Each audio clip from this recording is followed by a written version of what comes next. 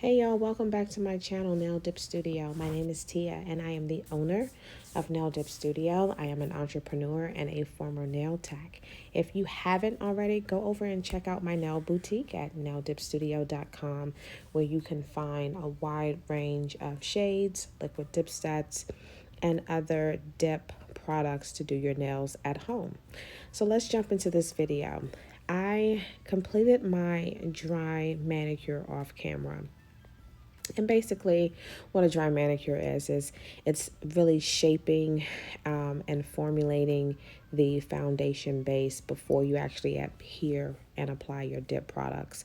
So right here, I am shaping my nails, getting my nails to my desired shape, as well as removing any cleaning up the cuticle area, removing any cuticles, any hangnails that you may have, and also smoothing out my nail surface because I want to make sure that that foundation layer is very smooth. It's important that you also take alcohol on a paper towel or on a little cotton swab if you have it, and wipe your hands down prior to applying step one, which would be your primer. Okay, so I am going to now grab my primer, step one, and I'm going to apply the primer to the entire nail. And I'm going to do this on all 10 nails, okay? And it's very important that you also take the primer when you apply it to your nail, that you also sweep the free edge. You want to do that on all 10 nails, okay? Starting with my clear powder, I am going to start my foundation layer. And I like to do that to create the C curve.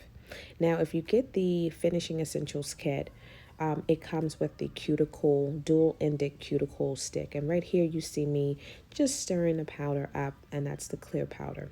I'm using step number 2, and I am going to apply step number 2 to the midpoint of my nail, which is basically halfway in between my sort of cuticle and the free edge. I'm going to the midpoint, and I'm doing that primarily because I want to reinforce the strength, but then I also want to make sure that I'm creating that C curve.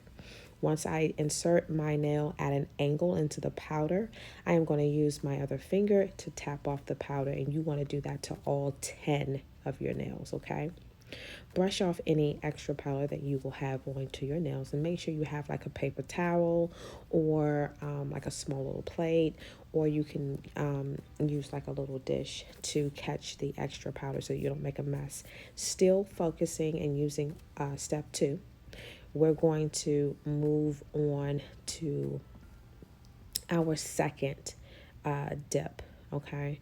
And again, for me, what I like to do is I like to make sure that I have at least 2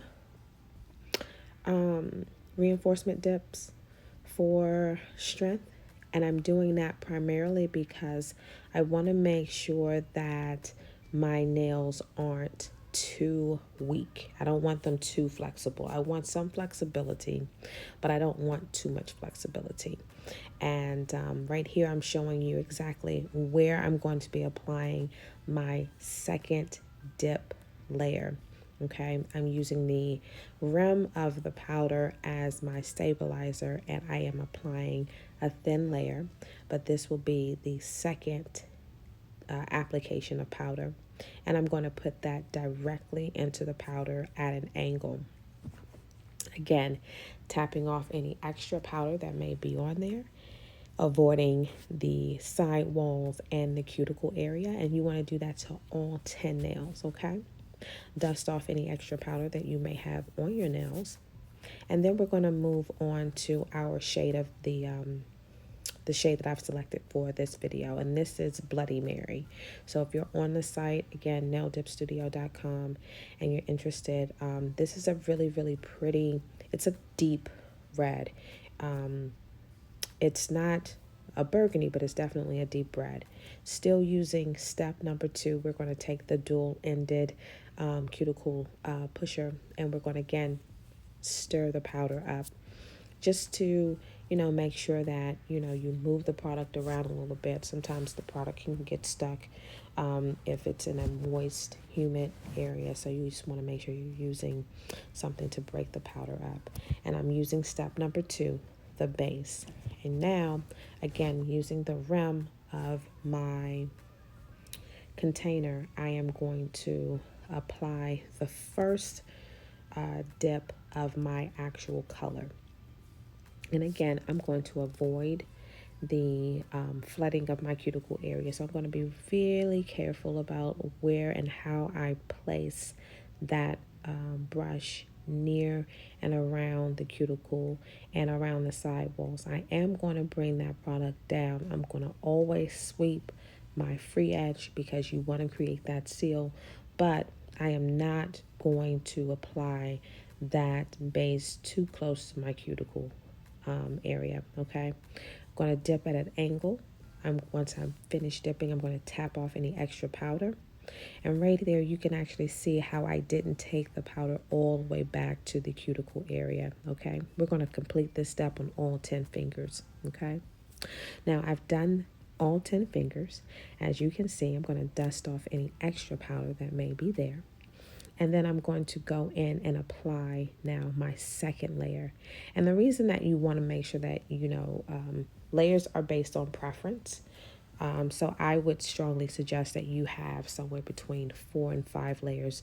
Anything beyond that might be too thick and bulky, but if that is your preference and you prefer a thicker nail, then by all means add as many layers as you feel comfortable with. But I usually stop somewhere between 4 and 5, okay? Using the rim as our stabilizer again. I'm going to go back in, still using step number 2, still using the base, and I am going to now apply the second layer of the base color to my nails, okay? Sweeping the base around the free edge, making sure that I actually sweep that product around the side walls, and I'm going to dip my finger in at an angle. Okay, I'm going to dip that in a couple of times just to make sure the product really adheres to that base coat. And I'm going to tap off the extra. You want to do this to all 10 fingers, okay? Now that I've completed that step, I'm going to move on to dusting off any extra powder. And then I'm going to go and grab the clear again and bring that over and encapsulate. Now, I tend to encapsulate certain shades versus the other, but I would say for this particular video, and it's our actual red, I like to make sure that I have some type of clear on top just to make sure that there's not any transfer of product when you go to grab like a piece of paper or your color doesn't fade. So that's why I like to also use the clear. So again, using the outer rim to stabilize my finger, I am going to, with step number 2, apply a thin layer of the base to my nail. And I'm going to also sweep the free edge, make sure that I have the product on the side walls, and I am going to dip my finger at an angle into the clear. And I'm going to encapsulate the nail, and I'm going to do that on all 10 fingers.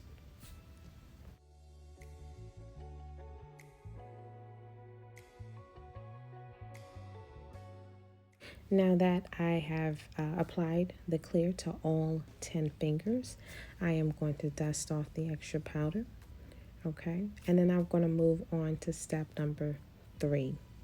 Step number 3 would be applying the bond. And you want to make sure that you apply the bond because the bond is what is going to sort of activate. It's going to harden those layers that we've already applied to our nails, but it's also going to fuse everything together. And you want to apply that to all 10 fingers. Once you've applied your bond to all 10 fingers, you now want to grab your nail file. And I am going to feel for the 180 versus the 100 side. I always use the 180 side. I find that it has enough grit to actually take off the product without taking off too much product. So it allows you to take off a little bit at a time. And what I like to do is I will start around the cuticle area and down the side walls, just making sure that I shave and file and shape the nail to my desired liking, and then I will start to shape the free edge. And I think that that's something that you will become proficient in as you do it more and more times. But again, you just want to make sure that you're not filing off more product than needed, because sometimes, again, that's how you can break your seal. And if you experience lifting, that's because you've taken off too much product, or you didn't have enough product in the beginning when you applied your product to your nails. And so during this particular process here, you're actually filing off the product, which is breaking the seal. And so if the natural nail has nothing to adhere to, it's going to separate. So that's if you're experiencing that, that's why that is. So what I like to do is use the 180 side, shape my nails to my desired shape. I'm going to do this to all 10 nails, and I'll come back. Now that I've shaped everything, I'm going to grab my buffer. Grabbing my buffer, I am going to buff my nails, and I like to buff over the entire nail. Then I also like to make sure that I buff the free edge, and I also take the buffer right under the nail, and I like to make sure that that is nice and smooth. You want to do that on all 10 fingers. Once I've done that, I am going to now apply my top coat, and that's step number 4. And I apply a thin layer of the top coat to seal everything in. And oh, I didn't mention, let me go back. After you've buffed your nails, make sure you wash your hands really good to get all of the dust and everything off your nails, and then apply your top coat. And you want to apply the top coat at least 2 times. You want at least 2 layers. So apply the first layer. I would say let that dry for about a minute. Then apply your second layer and let that dry for about 5 minutes or so. And if you really want like that wet gel look, then you can apply a third layer. But then if you apply the third layer, I would let that dry for at least 10 minutes, a good 10 minutes, because you want to make sure all 3 layers have really set if you want that sort of wet look. So hopefully you enjoyed this video. If you haven't already, go and visit my nail boutique, naildipstudio.com. And until next time, keep dipping. Bye.